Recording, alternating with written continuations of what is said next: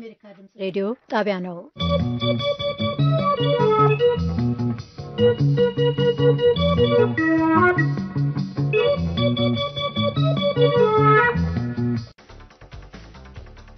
የኢትዮጵያ ፍርድ ቤት በእነ አቶ በቀለ ገርባ ላይ የጥፋተኛነት ውሳኔ አስተላለፈ። ምንድነው ወንጀሉ? የት ነው? ፓርቲ ማቋቋም ነው? ፓርቲ ውስጥ ባለስልጣን መሆን ነው? እንግዲህ በዚህ መልክ ፓርቲ አይኖርም ማለት ነው በኢትዮጵያ። ሌላ ፓርቲ ማለት ነው። ከገዢው ፓርቲ ሌላ ማንንም ፓርቲ አይኖርም። በዚህ መሰሳሰሩ አቶ በቀለ ወንጀል አልሰሩም። እነሱ የሚሉትን ወንጀል እንኳንስ ሊሰራ አያስብም። የኦሮሞ ፌዴራሊስት ዲሞክራሲያዊ ንቅናቄ መስራችና የረጅም ዓመታት መሪው አቶ ቡልቻ ደመቅሳ የተሰጠውን ፍርድ በማስመልከት የሰጡት መልስ ነው። በአብይ ርዕሳችን ይዘነዋል። የፌዴራል ከፍተኛ ፍርድ ቤት ሶስተኛ ወንጀል ችሎት በእነ አቶ በቀለ ገርባ ላይ የጥፋተኛነት ውሳኔ አስተላለፈ። ለኦሮሞ ሕዝብ መስዋዕት መሆኔ ያኮራኛል ሲሉ አቶ በቀለ ገርባ ፍርዱን ተቃውመዋል። እውቅ ተቃዋሚ ፓርቲ አባልም ፍርዱ እንዳስደነገጣቸው ተናገሩ። መለስካቸው አመሃ በፍርድ ቤቱ ተገኝቶ የሚከተለውን ዘገባ ልኳል። ከአንድ ዓመት በፊት ፌዴራል አቃቢ ሕግ እነ አቶ በቀለ ገርባ የኦሮሞ ነጻነት ግንባርን ማለትም የኦነግን የሽብር ተልዕኮ በመቀበልና በህቡ ተደራጅተው ህጋዊ የፖለቲካ ፓርቲን ሽፋን በማድረግ መንግስትን በኃይል በትጥቅ ትግል እናስወግዳለን፣ የኦሮሚያን ክልል ከፌዴሬሽኑ አካል እንገነጥላለን በማለት በሽብር ወንጀል የተሳተፉ ናቸው በማለት ክስ መስርቶባቸዋል።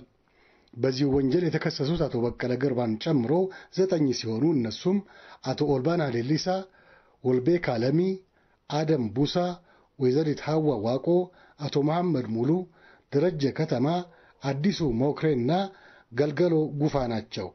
ረፋዱ ላይ በተሰየመው ችሎት ፍርድ ቤቱ እንዳስታወቀው የፍርድ ውሳኔው የተሰጠው ቀደም ሲል በዚህ ችሎት ሲያገለግሉ በነበሩ ዳኞች እንጂ ዛሬ በተሰየሙት ዳኞች እንዳልሆነ አስታውሷል።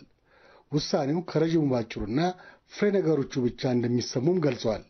በዚሁ መሰረት አቃቤ ሕግ እንደ ክሱ ያስረዱልኛል ያላቸውን የተለያዩ ማስረጃዎችን አቅርቧል።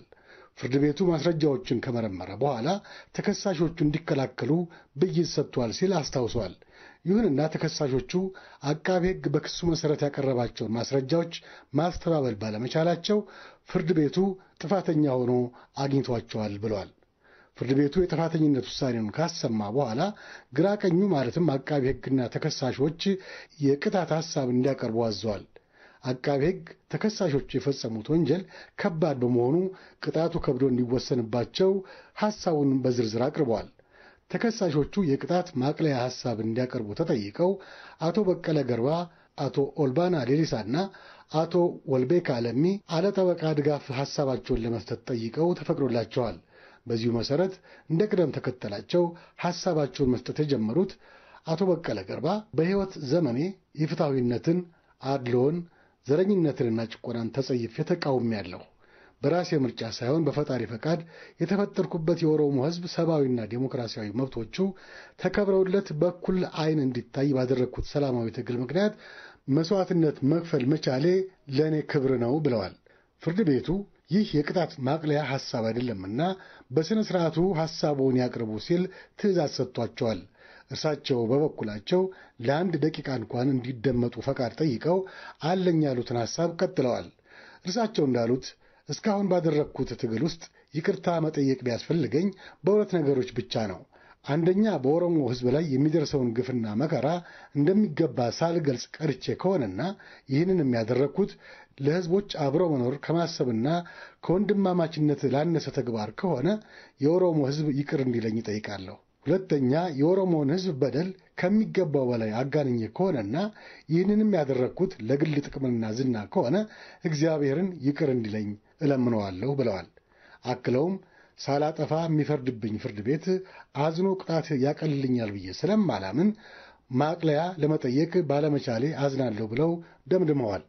አቶ ኦልባና ሌሊሳም ሐሳባቸውን ለመስጠት ሲሞክሩ በተደጋጋሚ ጊዜ ፍርድ ቤቱ ከሥነ ሥርዓት ውጭ እንደሆኑ በመንገር አስቆሟቸዋል። ሌሎች ተከሳሾችም ሬኮርድ እንደሌለባቸው፣ የቤተሰብ አስተዳዳሪ እንደሆኑና የጤና ችግር እንዳለባቸው ለፍርድ ቤቱ በማስታወቅ ቅጣቱ እንዲቀርላቸው ጠይቀዋል።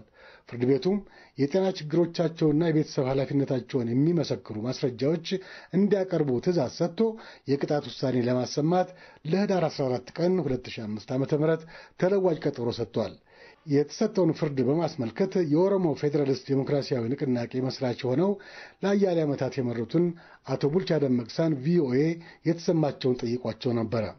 እኔ በውሳኔው እጅግ በጣም ነው የደነገጥኩት፣ አልጠበቅኩም።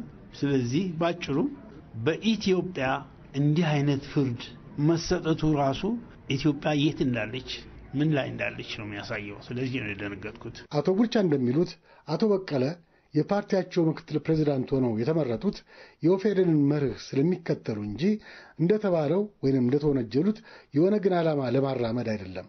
እንዲህ ያለውን ወንጀል ሊፈጽሙ የማይችሉ ሰው ናቸው። በእርሳቸው አስተያየት ፍርዱ ሌላም ነገር ያመለክታል።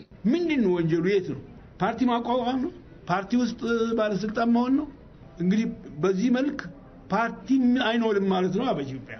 ሌላ ፓርቲ ማለት ነው። ከገዢው ፓርቲ ሌላ ማንም ፓርቲ አይኖርም። በዚህ በተሳሰሩ አቶ በቀለ ወንጀል አልሰሩም።